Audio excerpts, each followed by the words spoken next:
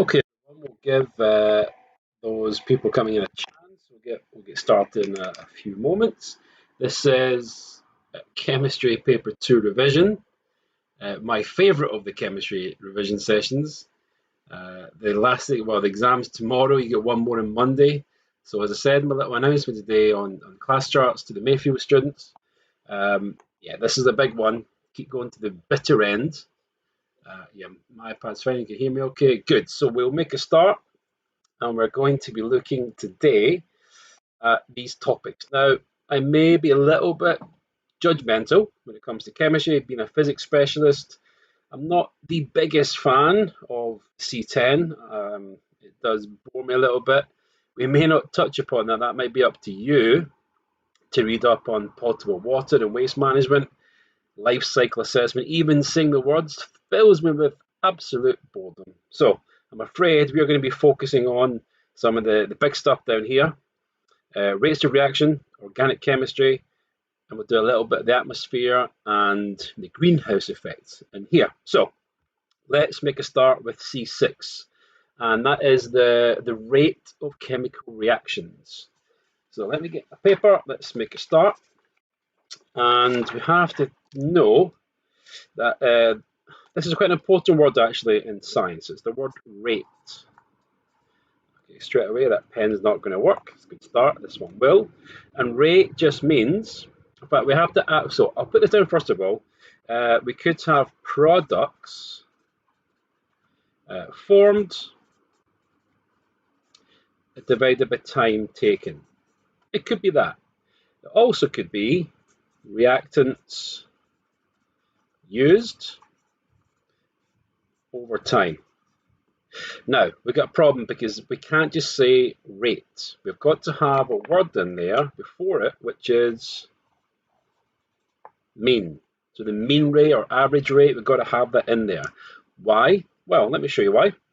In some cases, you might have, say, okay, we've made 24 grams in 12 seconds. Keeping it nice and simple maths. Then you would do 25 grams made divided by a number of seconds, and you have 24 divided by 12, which is 2. So it's 2 grams per second. That seems fairly easy. Or we could have, let's go for 360 centimeters cubed used in 1 minute. And you can say, okay, we can have two options here. We can say 360, which is my reactants used, divided by 1 minute. We've got 360 centimeters cubed per minute. But the exam might say, okay, I want that in seconds. Centimeters cubed per second. Okay, so you're going to divide that by 60 seconds, and you'll have 6 centimeters cubed per second. So both of these numbers, or both of these rates, are the same, but we're expressing them in different units. So you may be asked to do a little bit of juggling with that. Now let's go back to this word mean.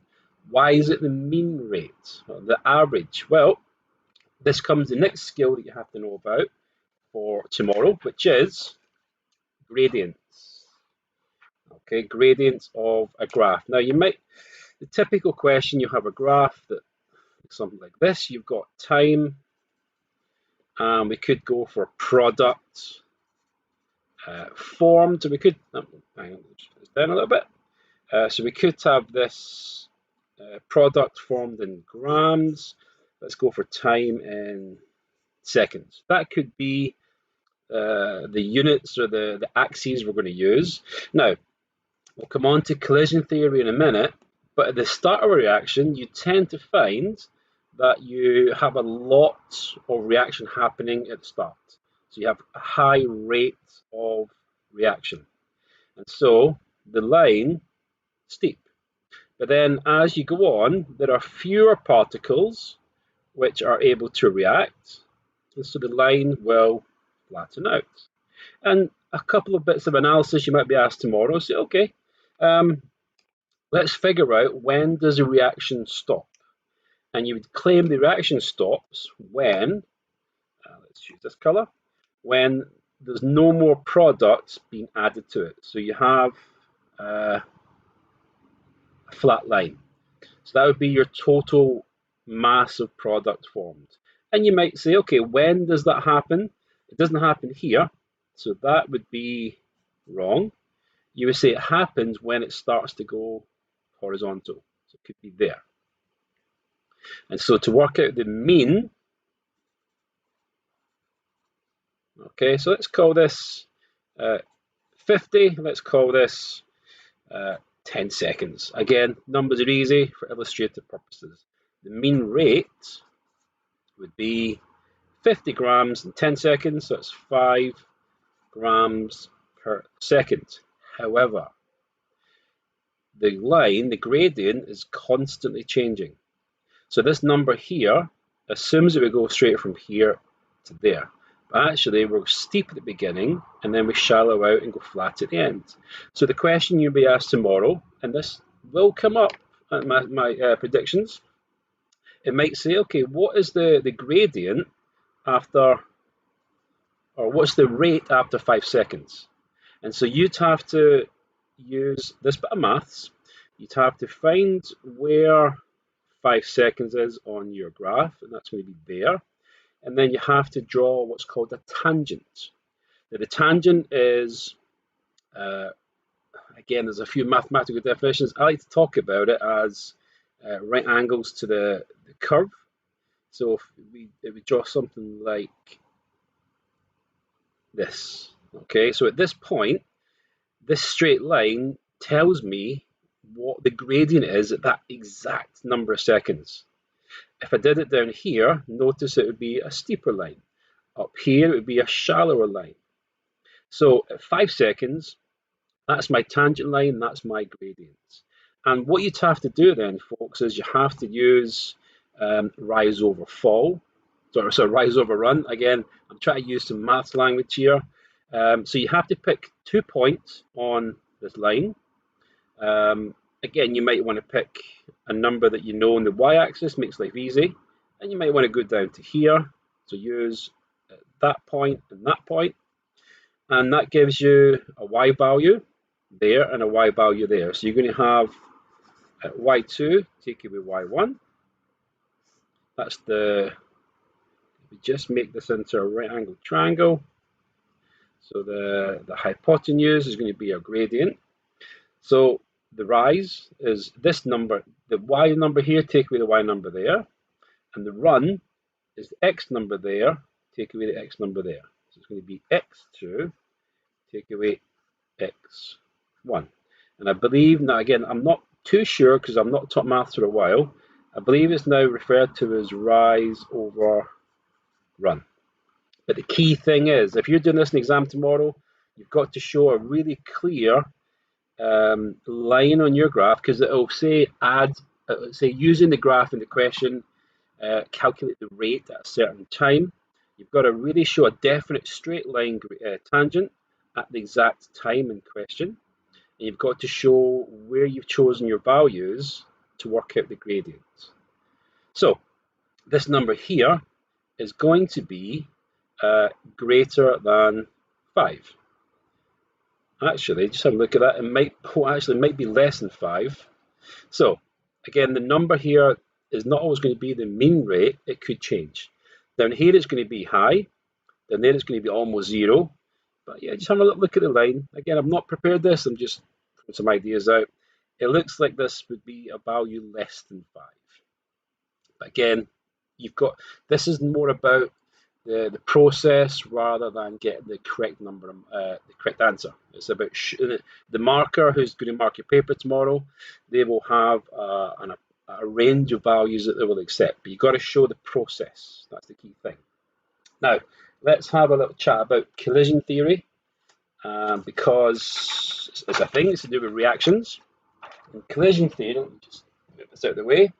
I'm going to actually go to my this here, and it's kind of old-fashioned software. I'm going to reset it, and we're going to have, let's set the colors. So we've got a red gas, and we've got a blue gas, and we're going to make a green gas. Now, I've got my temperature set to 20 degrees. And so when I click go, you'll notice how these particles are going to collide into each other. And when they collide just at the right speed, then they're going to form a product. And notice how we've got 1 or 2 reactions per second. So that's collision theory. They have to be colliding for them to react. Now, if I were to think about factors that affect that, if I make this hotter, let's make it from 20 degrees up to 100 degrees and reset it to there, then when I press go, notice how we've got a lot more reactions per second at the start, but look how the number's actually decreasing. As we run out of particles, then there are fewer collisions per second, so the rate decreases. It was high at the beginning, and it decreases. Okay, I'm just going to close the door because my family's arrived home, so bear with me for a second.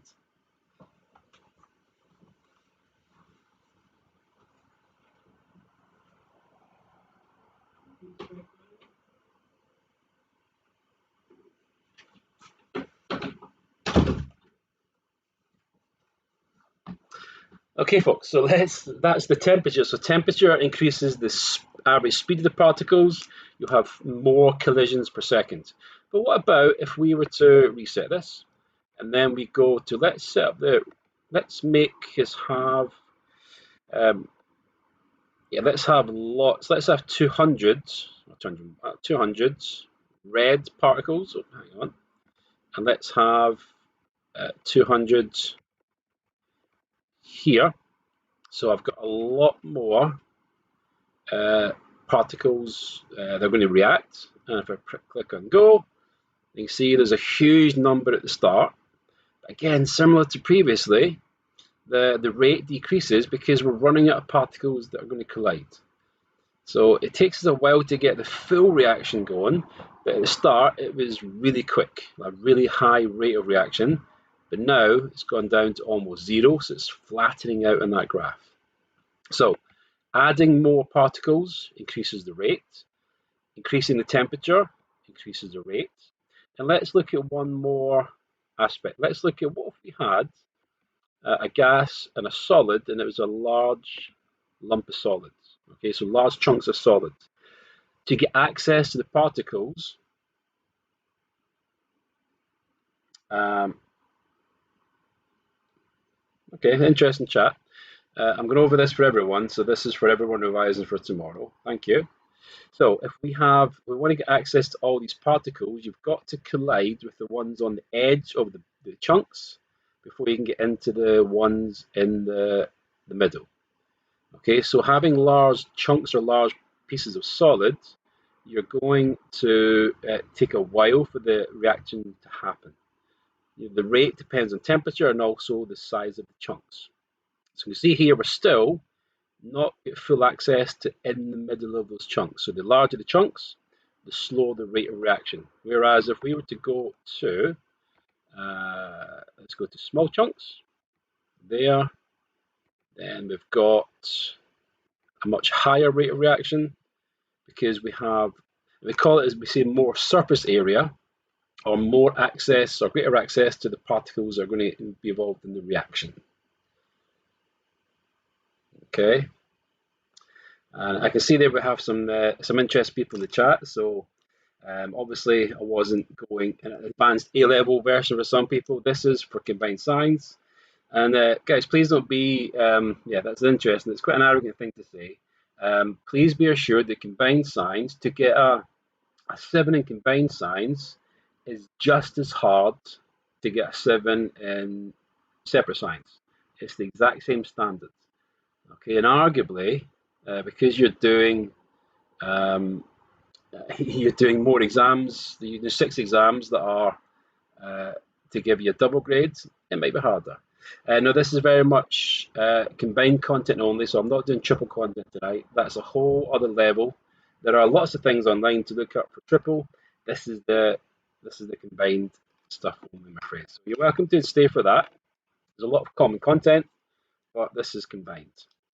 Now, I want to just quickly talk about, let me just switch off this and go back to the visualizer. Okay, let's just have a chat about the surface area for a minute. So if we take, and this is the question that came up in the exam a few years ago, if we take a cube and it has dimensions 2 centimeters by 2 centimeters by 2 centimeters, then let's look at the volume. So the volume is going to be 2 times 2, which is 4 times 2, which is 8 centimeters cubed. Now the surface area, each surface is going to be 2 times 2, which is 4 centimeters squared. We've got 6 sides, so the area is going to be 6 times 4, which is 24 centimeters squared. Now if we take the equivalent volume, or the equivalent mass of this, but we make it into 1 centimeter chunks, so it's going to be 1 centimeter by 1 centimeter by 1 centimeter, then we have to have 8 of these to equate to the same volume. So we have to have 8. 1 times 1 times 1, which is 1 cubed. We have to have 8 of them. Now let's look at the area for this. The area for one of these is going to be 6 times 1, which is 6. And we have 8 cubes, so it's going to be 48 centimeters squared. So the area, if I've got 1 cube at 2 by 2 by 2, the area is 24 centimeters squared, the surface area. If I've got 8 of these, so 8 cubes that are half the size, the volume is the same, but I've now got double the area. So this is why making the particles smaller, so from larger to smaller chunks, for the same volume and same mass, you're going to have a bigger surface area, and you have more access to the particles to do the collisions in the collision theory. So that's where surface area comes into it. Now I'm afraid we have to tackle something that's a little bit trickier. Okay, so yeah, this might get interesting, shall we say. You need to stay with it. Now this is going to be higher material, so if you want to just skip, if you're watching this back, you may want to skip or just take a break just now. This is a big concept, okay, and it will come up in the higher content, definitely triple. So for those that are thinking this is beneath them, you're very much mistaken. This is definitely going to come up in triple and the higher paper, and it's to do with reversible reactions. And I want to give you my sort of top tips and things that you must be aware of when it comes to reversible reactions. Before we look at that though, what is an irreversible reaction? Well, we've got carbon plus oxygen makes CO2. Okay, this is not reversible. Okay, it's not reversible because once you get CO2, you can't get it back. You can't do the reverse without doing other things. Reversible reactions, let's give an example down here. We've got NH4, which is ammonium, ammonium chloride, and I'm going to leave the arrow for a second, that will decompose or break up into ammonia gas and hydrochloric acid. Now I've deliberately left this out in the middle because in a reversible reaction, we don't have a one-way arrow like we have up here. We have half an arrow going one way, we have half an arrow going back. Okay, and we call this forwards, and we call this backwards or reverse. Okay, so forward reaction, backward reaction. Okay, so that's something to bear in mind. And also, there's another rule which is, now I'm not going to do it for this one, but there's a rule which is, if you've got your arrows here, like so, and we've got two types of reactions, remember, we've got exothermic. Now, if the forward reaction is exothermic, then by default, the reverse reaction or back reaction is going to be endothermic. That's the rule. If one is exo, the other must be endo. or it could also be this way. If the forward reaction is endothermic, then the reverse reaction must be exothermic. Okay, there's no getting away from it. This is a rule. If one is exo, the other one must be the opposite.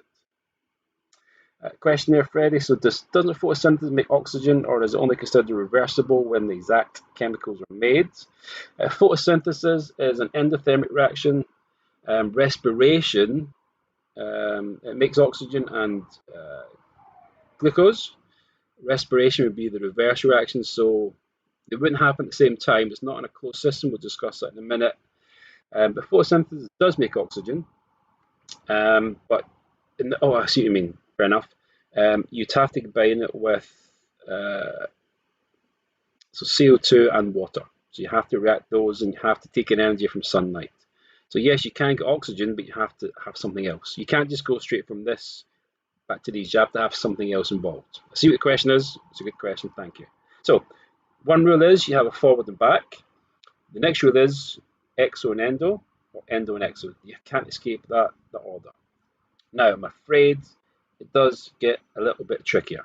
Now, what I've done is I've actually nipped Cognito because, again, I like the animations in the video, so I want to just quickly discuss this with you. So we've done this with the forward and back reaction. Now, what happens is at the very start, we have that. We have all reactants. And in time, we're going to build up our volume of products. And eventually, you'll reach a stage where you have the same speeds or the same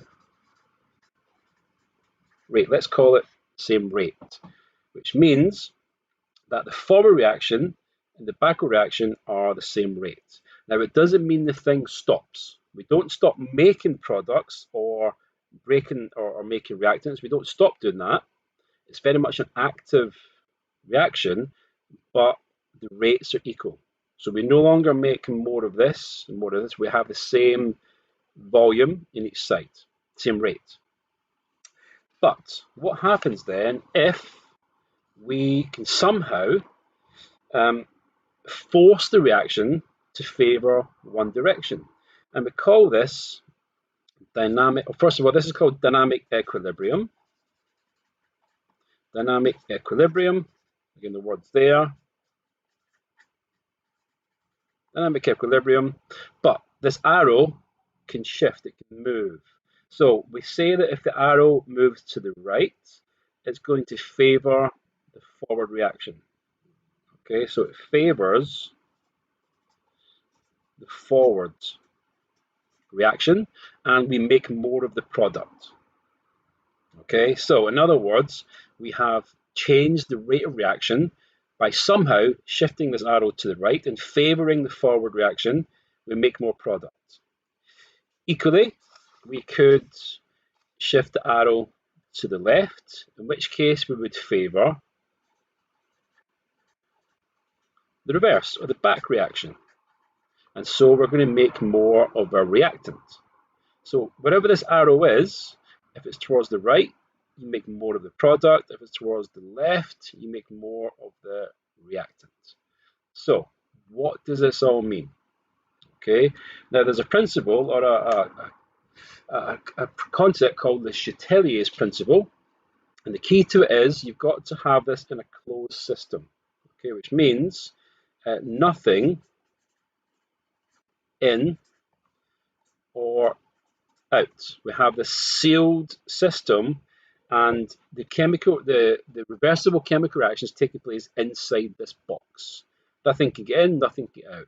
Now, it's not strictly the case. I had I had a discussion with some expert chemistry teachers before I started this, and there's a little bit of license taken with one of the things we're going to look at, but for our benefit, we're looking at a box. And in this box, we can't add things, we can't take things out. Whatever's in there stays in there. Okay, and our job is to figure out what happens to when we change some of the conditions. So I can't get access to in the box, I can't change bits in there, the reaction's happening, but what I can do is from the outside affect some of the conditions. And let's have a think about what we can do. Okay, so we've got, let me just get this out here. So let's have a look at this. That's a different reaction. Again, Cognito is very good, and so they've got this. Okay, so let's have a think about this reaction. Firstly, we have to consider what the concept is. So I'm going to do it up here. So the Chatelius principle says the reversible reaction will try to correct any changes to it. What does that mean? Okay, well, here we've got a chemical reaction. We've got this hydrated copper sulfate, which means it's copper sulfate crystals with water added. Hydrated just means it has water. And here we have anhydrous, which means without water, copper sulfate and water. So water separated from the copper sulfate, we have this these white crystals.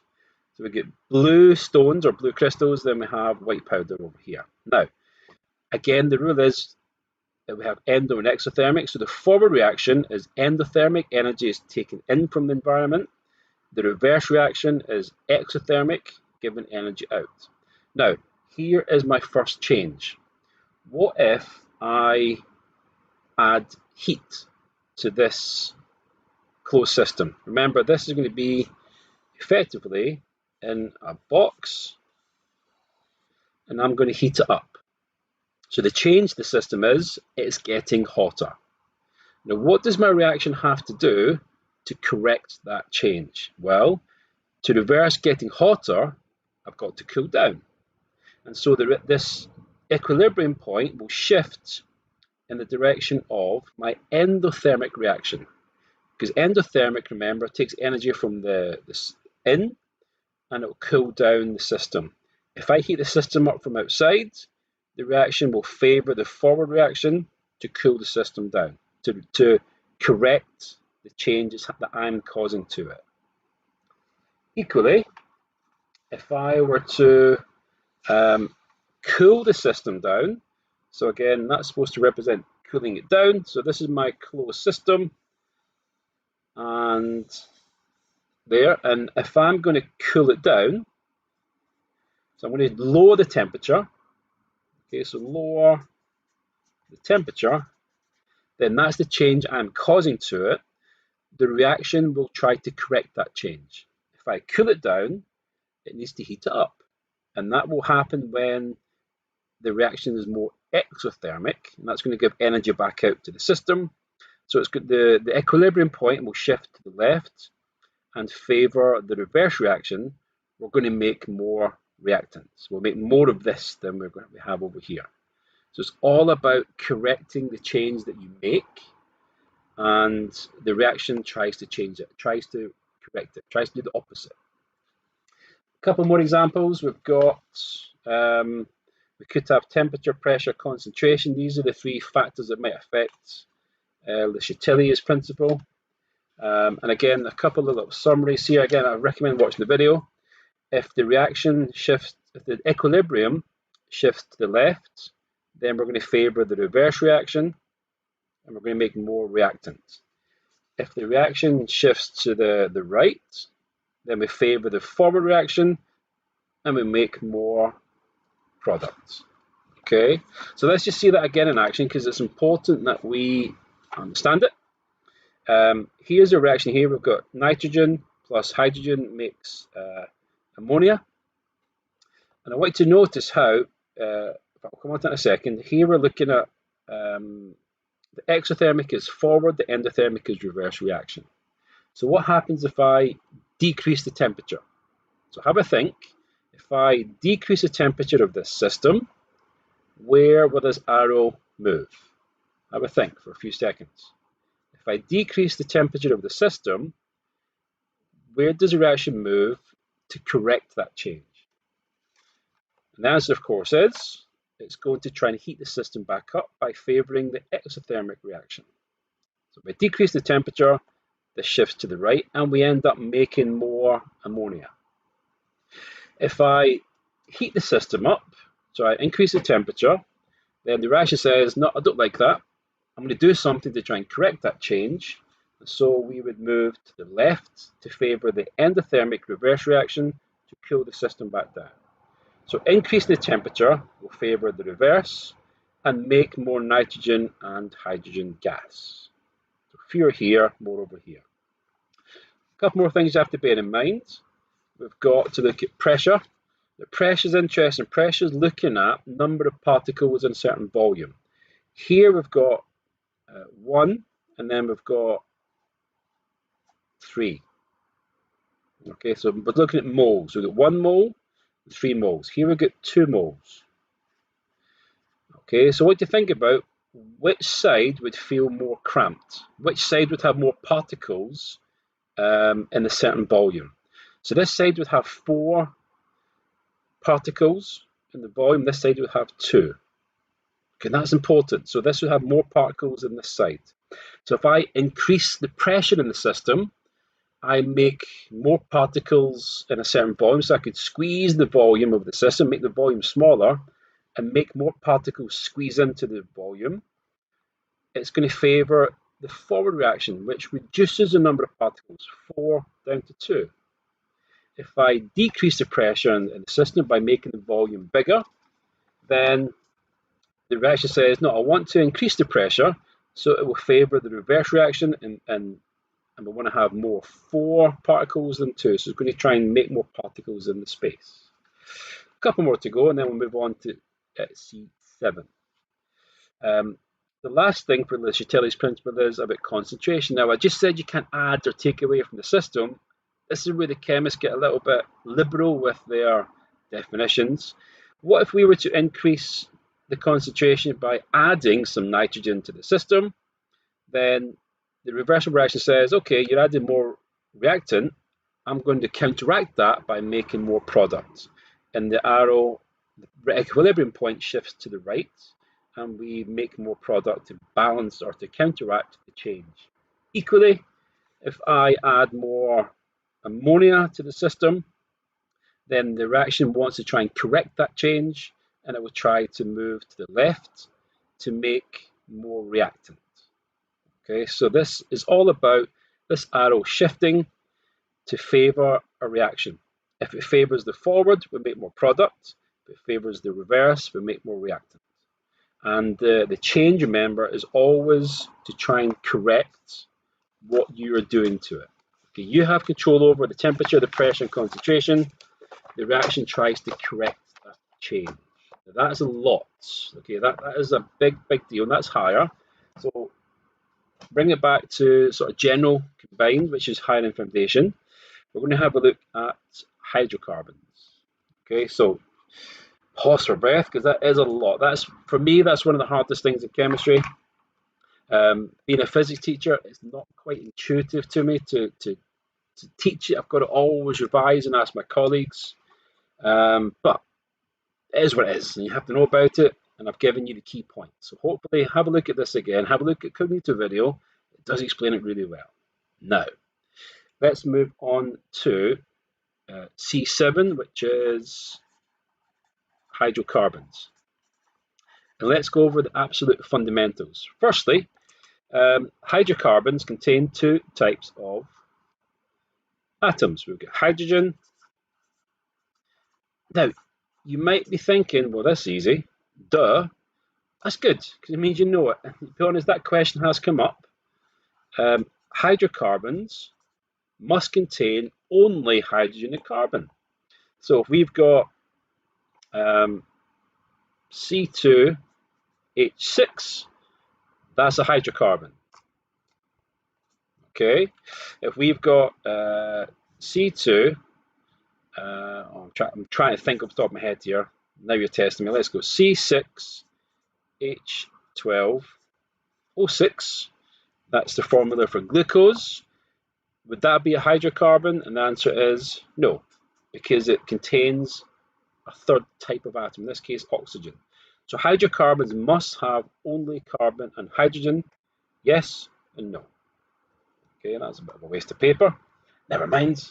So let's look at the families. Okay, the families of hydrocarbons that you have to know about. And let's have a think about some key phrases. We're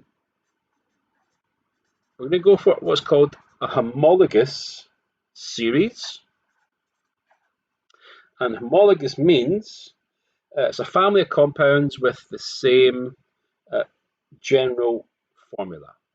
We're going to look at Okay, I found this on the web for 5 compounds with the same. Okay. Check it out. My phone just thought I was speaking to it. That's interesting. Not really. Kind of spooky as well. So let's look at the family homologous series. Let's look at alkanes. Okay, alkanes with an A. And alkanes have an empirical formula or a general rule. We'll discuss those phrases in a second. The rule for alkanes is we've got CN H2N plus 2. Okay, and it will have now the. I want to just mention because I've always struggled with this one, so let's have a chat quickly about this here, which is called empirical. Empirical formula is the simplest ratio of atoms. So a bit like in maths, where you could say, well, let's take the ratio. I'm going to do a bit of paper here. Let's take the ratio, which is 2 to 4 to 10. What's the simplest way of expressing this ratio? Well, we could have 1 to 2 to 5. So yes, that's a ratio, but that's a simpler version of the ratio. And so the empirical formula is the simplest formula for a compound. And so the empirical formula for alkanes is going to be C H. Hang on, I better watch here. I don't want to give you wrong information. Let's just hold fire for a minute on that one. So I get distracted there by the chat. Sorry, yeah. Again, you have to forgive me for that one. I don't want to jump the gun too much. So empirical formula, we'll discuss that in a minute. So let's go for the family of alkanes. You have to know the following things. You have to know the number of carbon atoms and the names that you give it. So let's go for meth. Okay, and the meth will give me methane. And methane is C1H2 times 1 plus 2, which is 4. And you have to know, you could look at the ball and stick structure. We're going to focus on what's called displayed structure. And so we have this carbon, and we've got our single covalent bonds, and we have a hydrogen in each of them. There's my displayed formula for methane. Ethane, we're going to have 2 carbons, and by using the rule, we've got, so if n is 2, we've got 2 times n, which is 4, plus 2, which is 6. And then we're going, and then I'm not going to do all of them, but you need to know, I think you need to know 4. So we'll do prop. So again, these sort of beginnings, we've got meth, eth, and prop. And the family is the alkane, so it's prop-ane. And that's going to be 3 carbons. If n is 3, which it is, we get 2 times 3, which is 6 plus 2, which is 8. And then the last one is but, or bute. And that will form question there about carboxylic acid. The answer is no. That is a triple concept. So again, you have to do a little bit of reading on that one on your own. A question there: why can ethane exist but not ethene? Ethene does exist, so we'll discuss that shortly. This is 4 carbons, again using the formula C4H10. Now be careful. Let's have a look at butane. Now the displayed formula could be 1, 2, 3, 4 carbons. We're going to have 10. I'm not going to do all the H's because I don't have the time or the patience. But there's my Let's do these little dots. There's my hydrogens. There. That's one possible displayed structure. We could also have 1, 2, 3, 4. If you're careful, if you do the bonds, each carbon has 4 bonds, and so this is also C4H10, but the displayed structure, the structure is different. So be careful. Okay, these actually have the same formula, the C4H10, but the structure is different. So that has caught people out in the past before. So let's move on. Well, let's do the alkenes first of all. So Freddie's asking about ethene. Question there, we've looked at C6 and we're on C7 just now. So let's look at alkenes. Actually, before we do that, a couple of key phrases that I want you to know about. When it comes to alkanes, there's a really important word which I want you to know, and it's the word saturated. So these are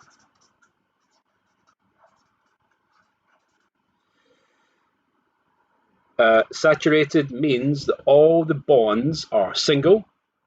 So Freddie, you're right. So methane, there's no such a thing as methane because, okay, we'll do it in a second, but alkenes have to have a double carbon bond in there. And the only way you can have a double carbon bond is if you have at least 2 carbons. So it's always methane. Ethene is the simplest alkene. So yeah, good. It's a good question. Again, it's good to know these things. Saturated means that all of our bonds are single and they're all used. Okay, we cannot react this with any other atom. Okay, and we'll discuss what we can do with alkenes shortly. We'll leave this close at hand and try and sort of recreate the same format. So we get alkanes. Let's look at alkenes.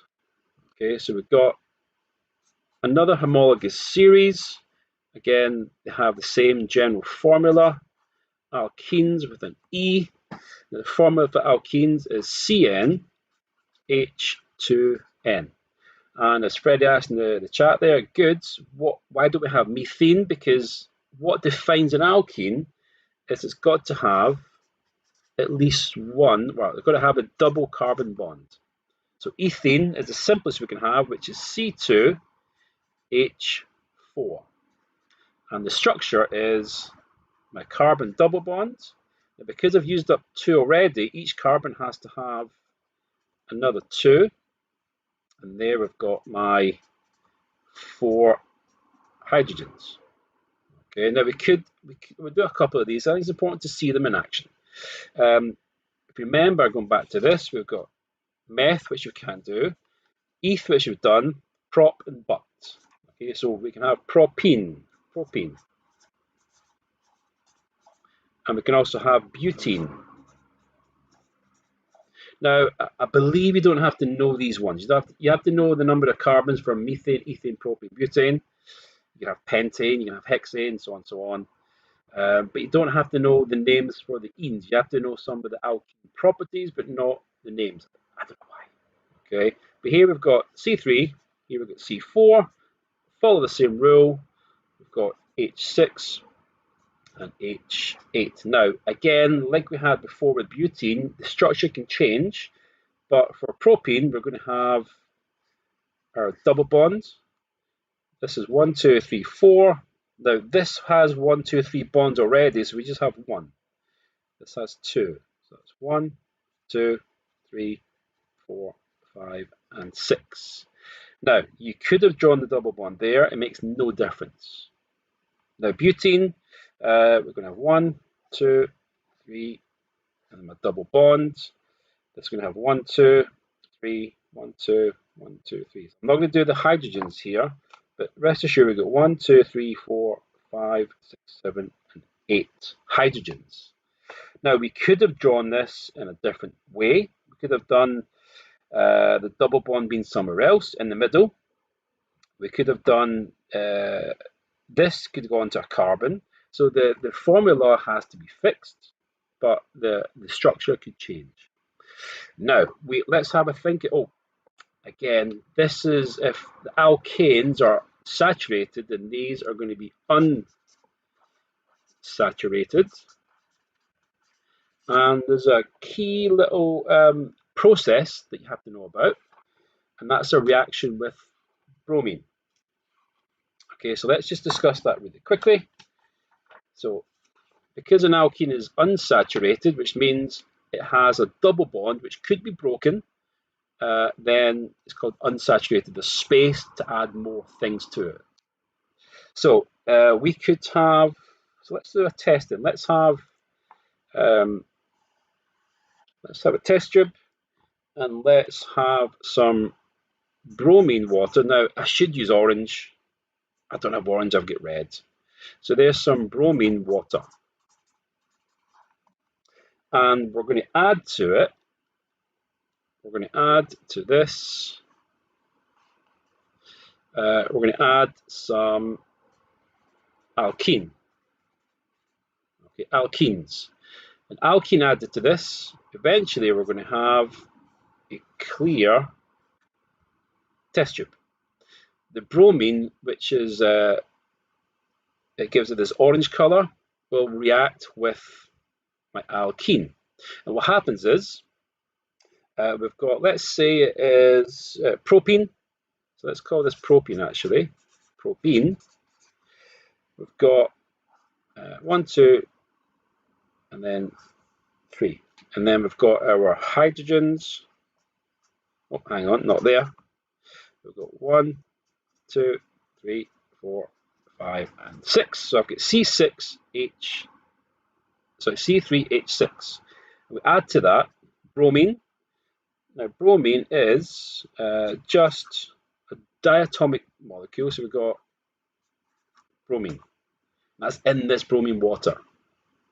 If you were to have a double bond, methane would it just change what it is? No, so methane.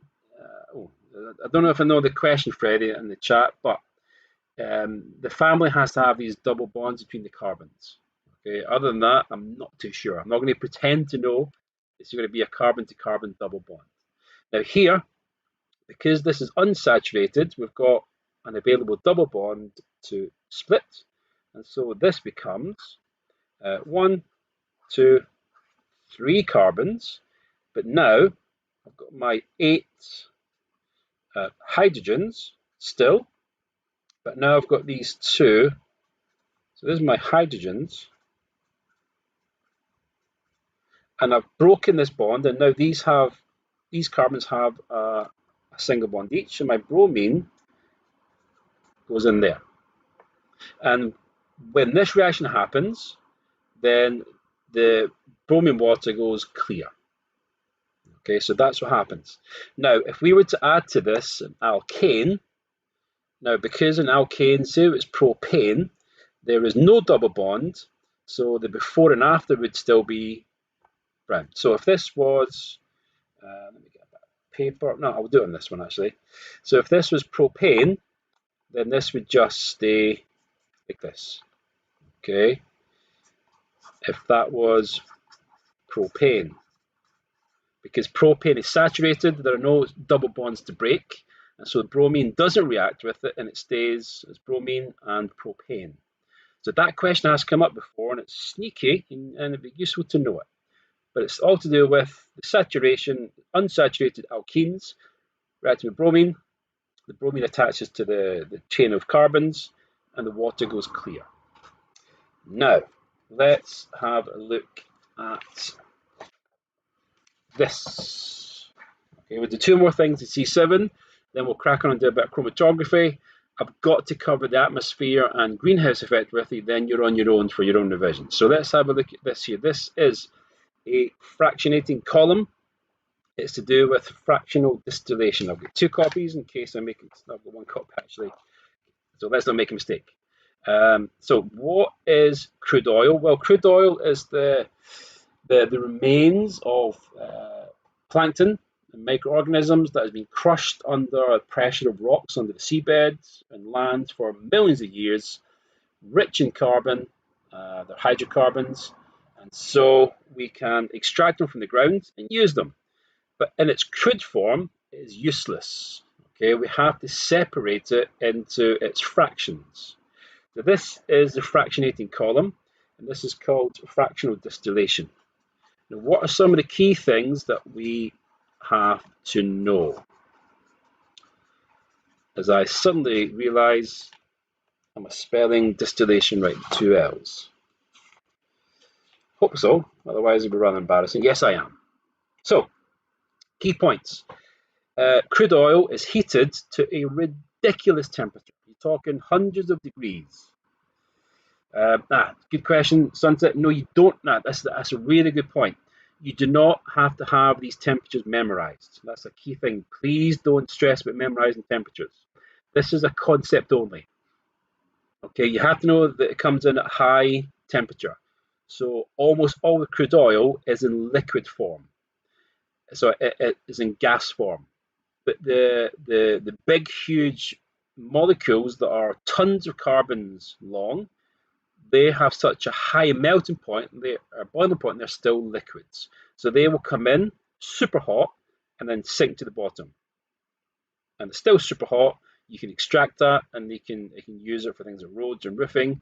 It's called bitumen or pitch. Again, I don't have time, but one of my favorite experiments is called the pitch drop experiment. It's been going on since 1933. It's still going. We drop a piece of pitch, and it takes so long, it's so viscous, it takes about 10, 12, 13 years to form a droplet to fall out. Anyway, look it up. It's called the pitch drop. Not for tomorrow, for your own leisure. So, the really big carbon chain molecules are liquid at high temperature. They remain liquid and they fall to the bottom. Now, the rest of it is gas, and gas rises. Now, as the hot gas rises, it cools down. And the way this is designed is, let's go to diesel. Diesel, so the carbon molecules that make up diesel are going to be gas down here. Still gas, still gas, still gas, still gas. There, they get to this point and they begin to condense back into liquids. They can't go any higher, so they fall down to here, and then they are siphoned off and collected. Okay. Whereas kerosene or naphtha, so let's go for petrol. Petrol starts off as a gas, still gas, still gas. Past diesel, still gas, still gas, still gas, still gas. Up here it might condense. It can't get at the top, so it'll fall down, and then it gets siphoned off as liquid petrol. So these temperatures are only illustrating that at different points, different sized particles will condense from gas back into liquids, and then they get siphoned off. The gas that goes out the top, this is going to be your methanes, your ethanes, your propanes, your butanes, up to maybe C5, C6. These are huge, dozens, if not hundreds of carbons. I can't remember the actual carbons for diesel, but you get the idea. So the larger molecules condense lower down and get siphoned off. They have a high boiling point, which means they will condense at a high temperature back into liquids. Darker in colour, they're hard to light, they're not as flammable, and they're thick. Diesel engines are much more industrious than petrol engines. As you know, if you get petrol and diesel mixed up, then you have to get your car emptied. The smaller molecules at the top are low boiling points. They have flash points where they can combust really easily, easy to light, and they're runny. And the gases obviously have gas at room temperature. They are extremely flammable. If you ever lit a Bunsen burner, you'll notice that these gases here are extremely flammable. Okay, so things to know: high temperature, and they condense as you go up, and these fractions are siphoned off, and they're used for specific purposes. Now, what if I want to have a lot of this stuff up here, but I don't have a lot, and I make a lot of this stuff down here? So we have to use a process called cracking.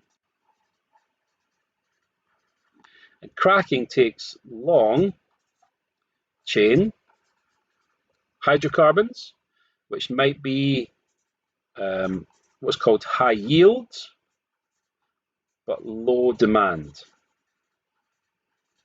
So high yield and low demand, and break it up into short chain Hydrocarbons, which are low yield, so we don't make a lot of the stuff, but high demand, but we want a lot of it.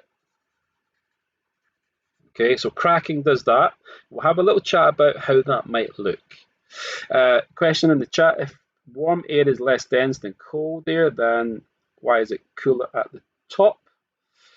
I think I know your point. So it's not air, it is the gas version of the crude oil. So this is kind of a contained chamber.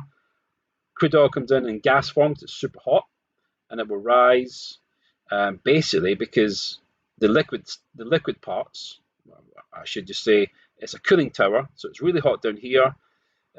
Hot things rise, and as it rises, the cooling tower will cool it down just by sheer distance. So I get the idea. So warm air does rise, and that's why what comes at the top is hot gas, because that's the least dense. Whereas as the gas rises, because it's hot, then it'll get to a point where it can't rise anymore, and it'll condense and fall back down. Yeah, I understand the question, Freddie, and hopefully I've explained it, but perhaps not very well. Now, this cracking, let's have a look at this in a bit more detail.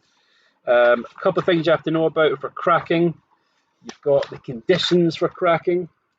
So you've got to have high pressure. You might use a catalyst, but you might take something like C10H22, and that's called decane. And that might break up into C8H18. Okay, that seems sense. We're taking a longer chain carbon, a hydrocarbon, breaking it into a smaller one. But what is this other thing that we make? Well, look at the maths. 10 carbons to 8 carbons, we must have 2 carbons. 22 hydrogens to 18, we must have 4. Well, hang on. We've suddenly gone from having an alkane and another alkane, but now we've made an alkane and an alkene. So cracking can take these which we don't need into these which we can use, but these which we can definitely use. And alkenes are used to make polymers. So these can make, wrong colour, as my dog's just come in the room, doing his nosy, polymers. And let me just discuss this one quickly. So again, it's up in the air whether you have to know about polymers. I'm not too sure. So I'm just going to show you really quickly what a polymer is and how it might work. So we've got n number of these. So this is ethene. So we could have this, and that's going to be my monomer. So one substance. I've got n of them. Now, whenever I do polymerization, then I combine hundreds of these. We're talking hundreds or not thousands of these into big, huge, long chain molecules, much longer than crude oil can ever give us. And so polymerization takes this monomer and makes it into a polymer.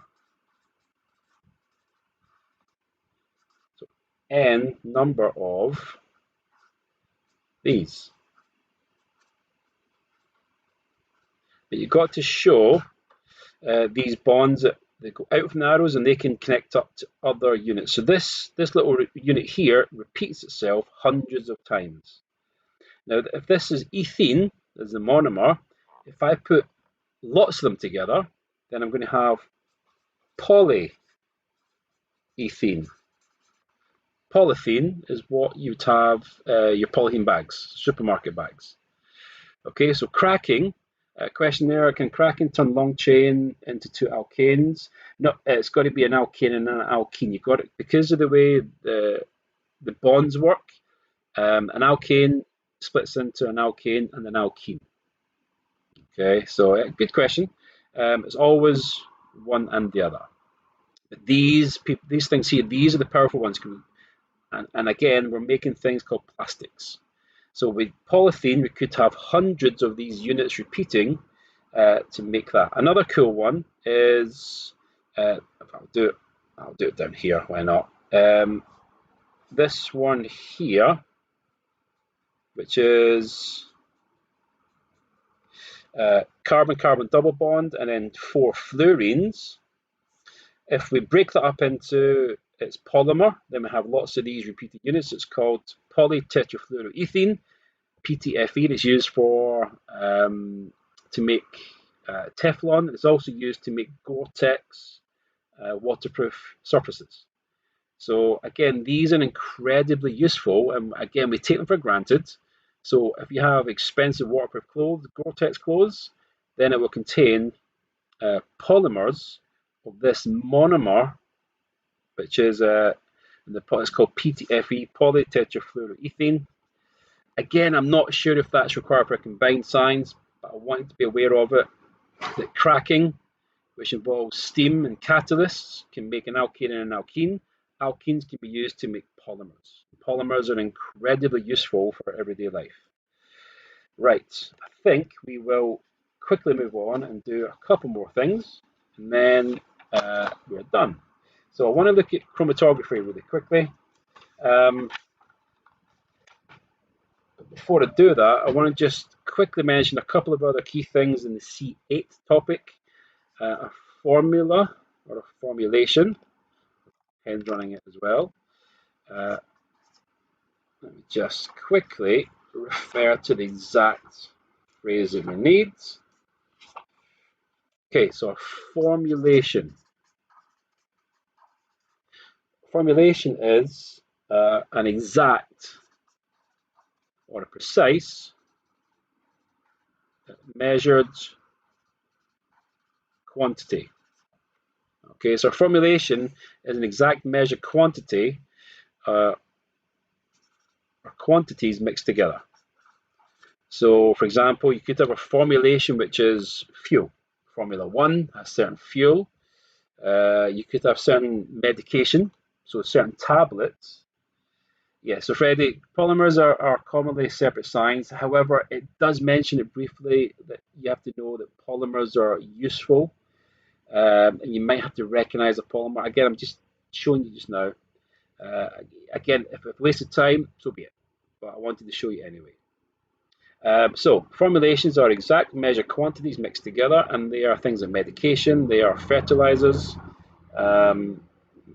cleaning agents, certain foods, alloys, for example. So you have mixture, exact formulations of metals to make alloys. So that's our formulation.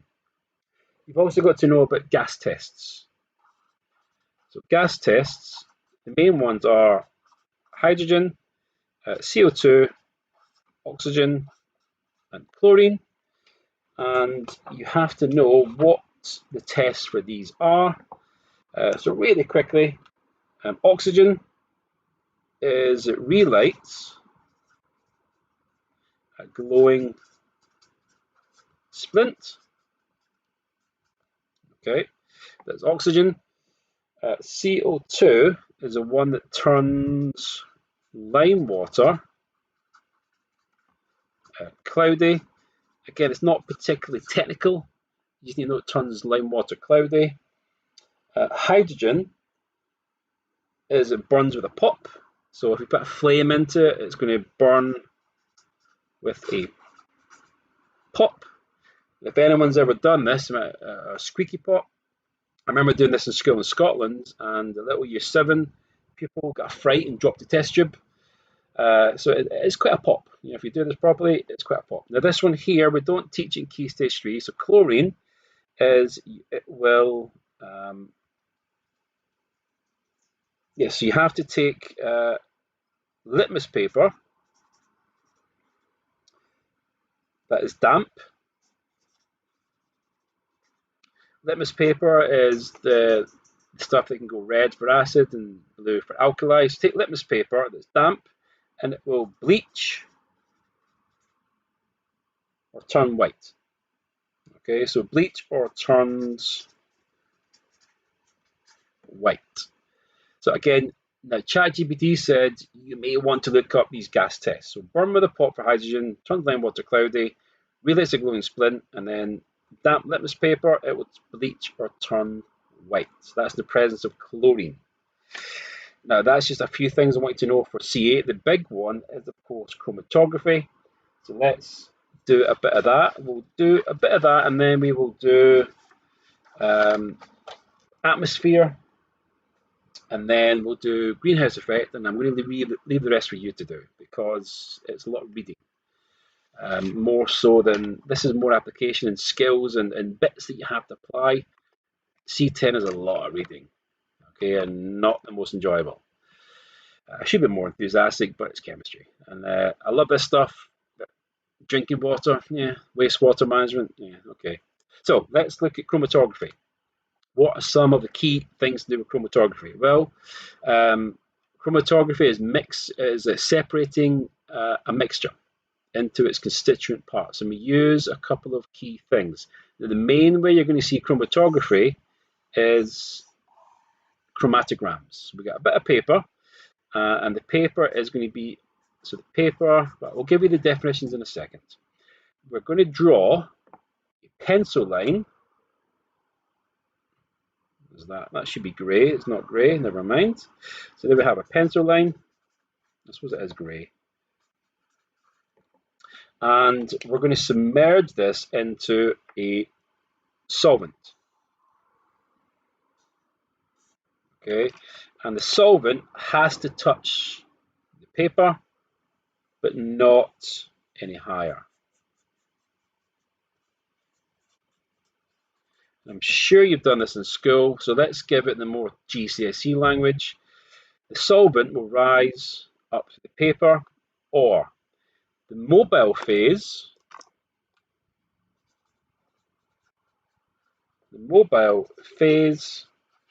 will rise up through the stationary phase.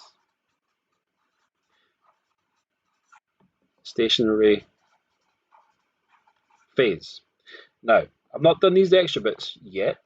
So say we took some different inks, or it could be food dyes. I don't know what it is, but they go on the line, and this, as the mobile phase of the solvent rises up, the constituent parts. Yep, it has to be a pencil, because if it's an ink, Freddie, the solvent may separate the ink. So you want to have it pencil because pencil doesn't dissolve in the solvent. This could be water, but it could be something else. But in this case, pencil doesn't dissolve in water.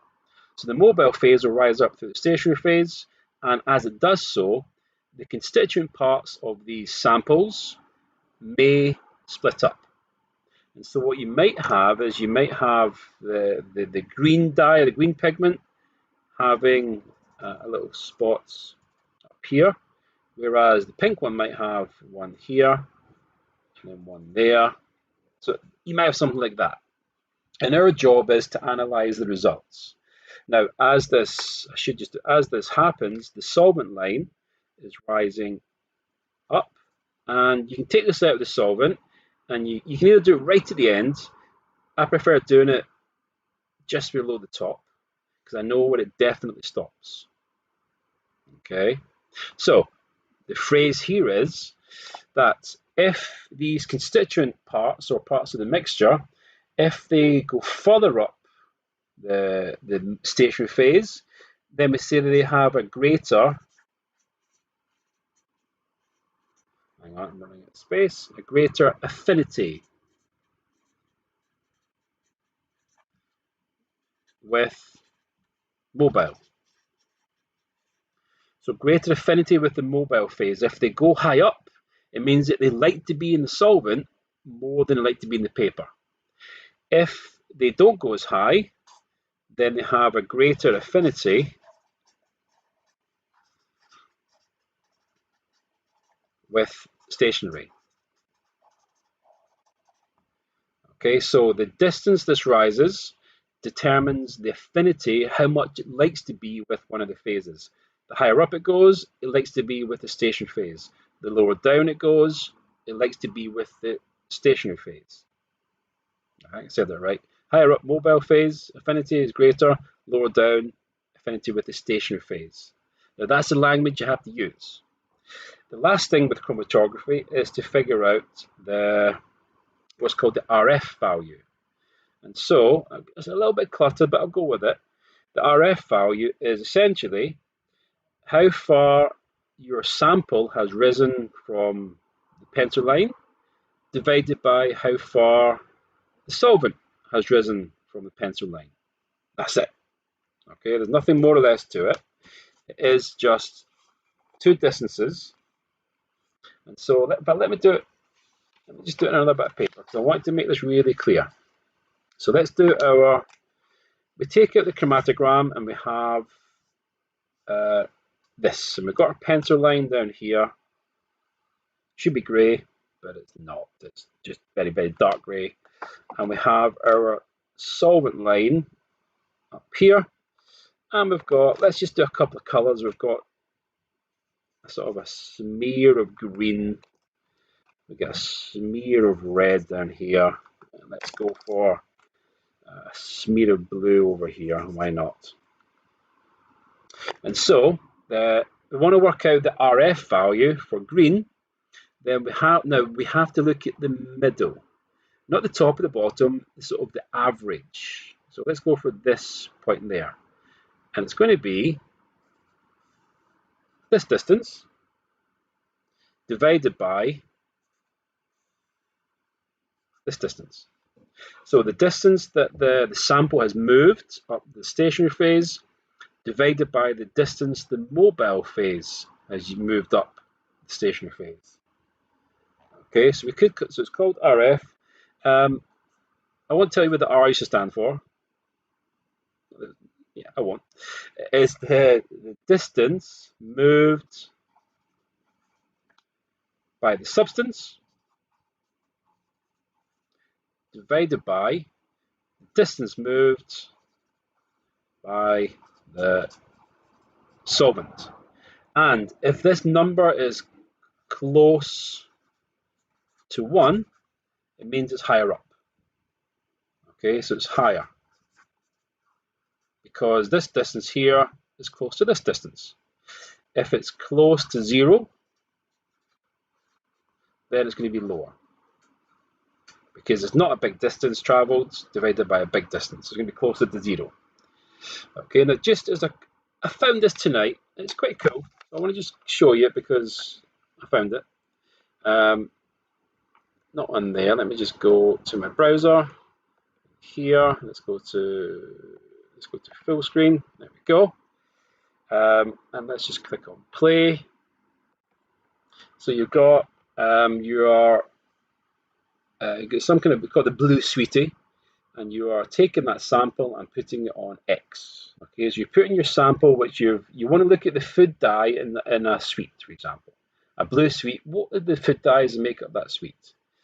And you put your known food dyes A, B, and C onto the chromatogram, and you have this unknown sample X. Now, as the solvent rises, it's going to take with it some of the constituent parts of the mixture and also the food dyes. It will cause it to sort of smear up the chromatogram, and we're left with that. And clearly you can see that in this chromatogram, the blue sweet, which we put on the X value, contains dye C, but it also contains a dye that we haven't got the test for. Okay, so again, it's quite a nice little animation. It just shows a chromatogram. So combine that visual representation with, let me just go back to here. Combine that with this equation, and then you're good to go. Now, let's do 2 more things. Time is pressing, you have your own revision to do, and you have all that reading to do for potable water and waste management. Let's quickly cover 2 things. Let's cover the atmosphere, and let's cover what's called the greenhouse effect.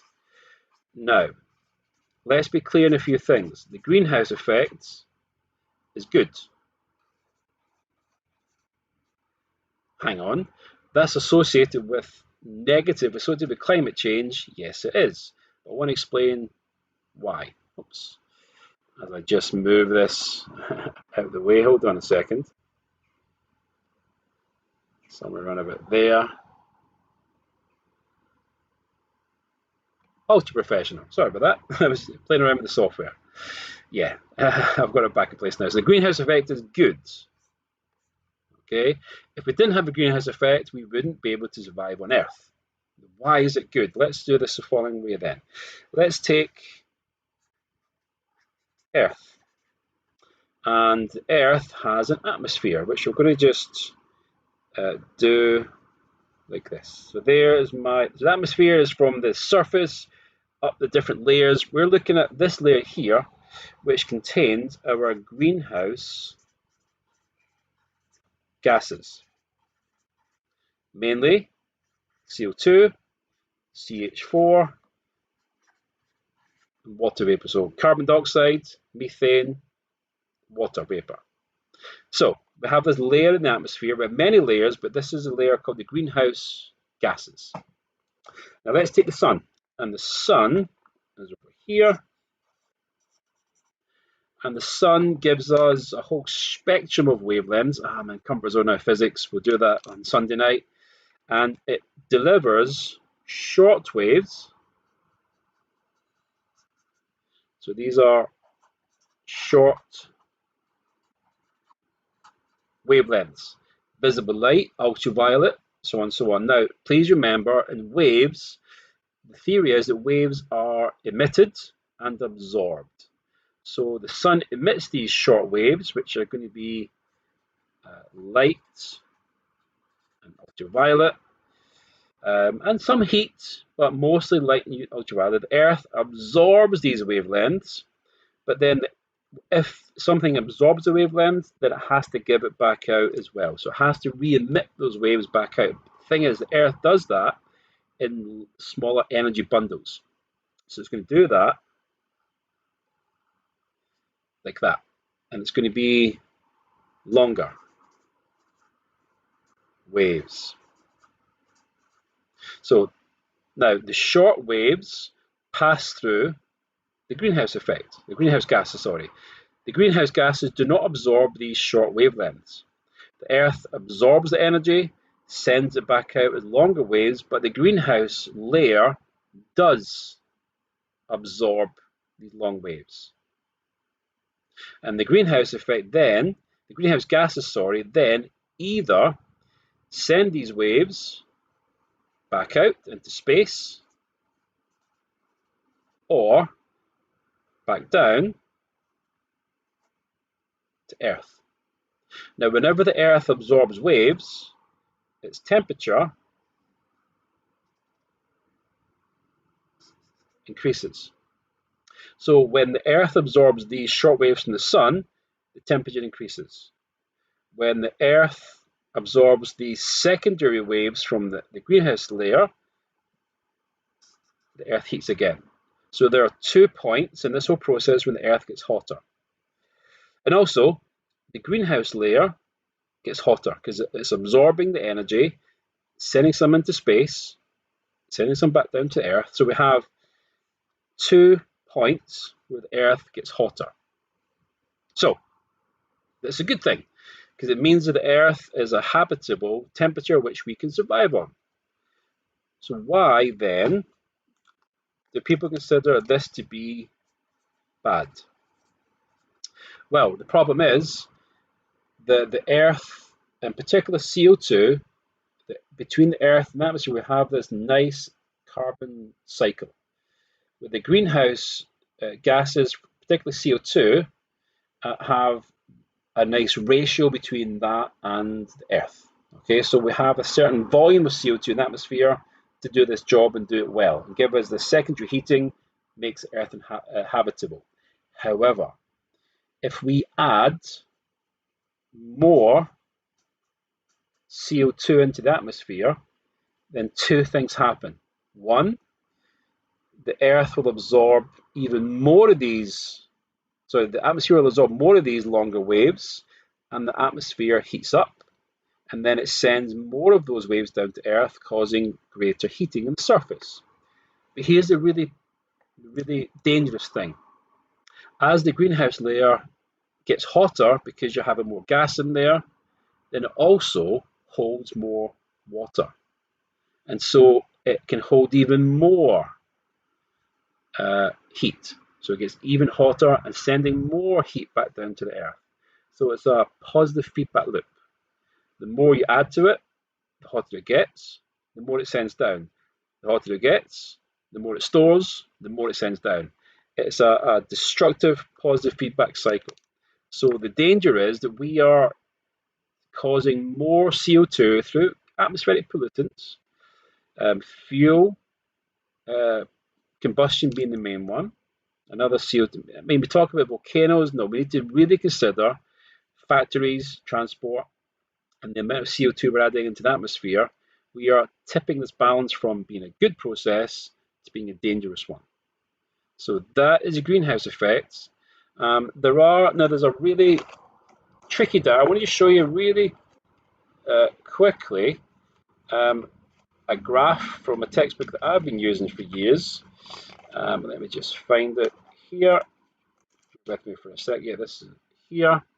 It's not particularly pleasant to look at, but what it does show is that here is the radiation from the sun, where it peaks in the visible spectrum, and we'll do this on Sunday. So this is visible light from the sun, which passes through the atmosphere.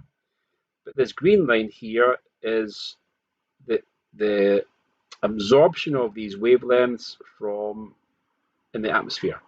So water will absorb these wavelengths. Now, they don't really appear from the sun, but they appear from the radiation from the earth. Methane will absorb at this wavelength, which is emitted from the earth, but not from the sun.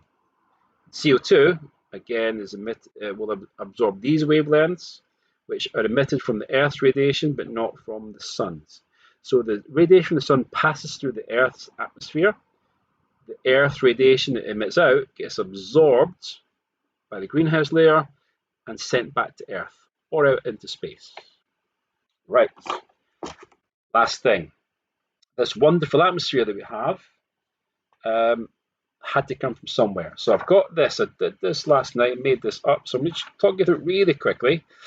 The evolution of the Earth's atmosphere, so it comes in 3 phases. Okay, so the early atmosphere, when the Earth is going through this heavy bombardment from meteors, Earth was a molten ball of rock. As that cooled, then volcanoes are formed on the solid crust, and a lot of CO2, water vapor, ammonia, methane, nitrogen were sent out into the atmosphere. There was no oxygen present. So that was the first phase. And as part of the first phase, as the Earth cooled, then the water vapor from volcanoes condensed to form the oceans. Now, the oceans serve a couple of purposes. One, they will reduce the CO2 levels and the temperature of the Earth. But the main one is the CO2 becomes dissolved in the oceans. It forms sedimentary limestone. It also forms the shells for marine life. So CO2 would begin to be locked into rocks and organisms. So so if it's dissolved in the oceans, it comes out of the atmosphere. So there we go again. So formation of sedimentary rocks. CO2 reduces from the atmosphere, it gets dissolved into the ocean in various forms. That also becomes the fossil fuels, which I mentioned previously in crude oil. Now that's phase 1. Phase 2, around 2.7 billion years ago, cyanobacteria, algae, evolved. And what they did was they began to do photosynthesis. So they began to take the CO2 from the atmosphere and using water, convert it into glucose and oxygen. They did respiration using that, but they had excess oxygen which they gave out to the atmosphere. And over billions of years, this slow process eventually took in CO2 and gave it more oxygen. And so this build-up over time of oxygen allowed larger organisms to be evolved. And it also formed what's called ozone, which is O3, and that's a protective layer that blocks UV rays. So in other words, the atmosphere evolution also helped life be sustained and grow into more complex organisms. So you may be asked about the atmosphere currently. So the modern atmosphere here, we tend to say, now again, I've seen a lot of different ratios of this one. Again, I usually go for 80% nitrogen, 20% oxygen. Hang on, that's 100 already. I know it is, but you've got traces of argon, CO2, water vapor. So you may see this here. You might see some numbers like 79%, 20%, and then 1%, which makes sense. But just be assured that this is the modern atmosphere composition: nitrogen, oxygen, and then traces of the other gases. But you have to know about how it went from the early atmosphere into this current modern atmosphere. So you need to know about the conditions of the early Earth. Again, I'm just going to slow it down again quickly. You need to know about the conditions of the early Earth. Volcanoes and volcanic activity produced these gases in the atmosphere. As the Earth cooled, the water vapor formed oceans. The oceans began to dissolve CO2 in various forms: limestone, shell life, that became fossil fuels, and plankton became fossil fuels. At some point, photosynthesis for early bacteria started to take even more CO2 out of the atmosphere and put oxygen back into the atmosphere. And eventually, more complicated life could begin. And the ozone layer built to protect that life from UV rays, and have our modern atmosphere composition. Right, it is now 8:27. You guys have an exam tomorrow, so I strongly recommend that you look over potable water, life cycle assessment, and combustion. So, in fact, one last thing then, one tiny little last thing before we go. Combustion. Okay, so looking at these fuels, which we looked at from distillation, I did this before. We've got methane, we've got oxygen. So let me just get my pen here. So methane plus oxygen makes CO2 and water. Okay, and again, I use little math cubes as an illustration. So CO2 and H2O. So there's my reaction. That's combustion. Okay, so all combustion is a fuel plus oxygen, which makes CO2 and water. Now this is called complete combustion. You may have incomplete combustion, which means that we have lower levels of oxygen. Now, by the way, to balance this equation, we've got to have a 2 here and a 2 here. So we've got to have this situation going on here and here. So I like doing this with the cubes because if I say, right, what if we have less oxygen? Okay, so let's take that out. Then I've got this. Now, I've got 2 oxygens, I've got 4 I need over here. So what might happen is we have something like that. And that's no longer carbon dioxide, that's carbon monoxide. Odorless, colorless, poisonous gas. It will kill people. It has killed people through incomplete combustion of fuel and low levels of oxygen. This gas is made. If that happens, please have a CO detector in your home.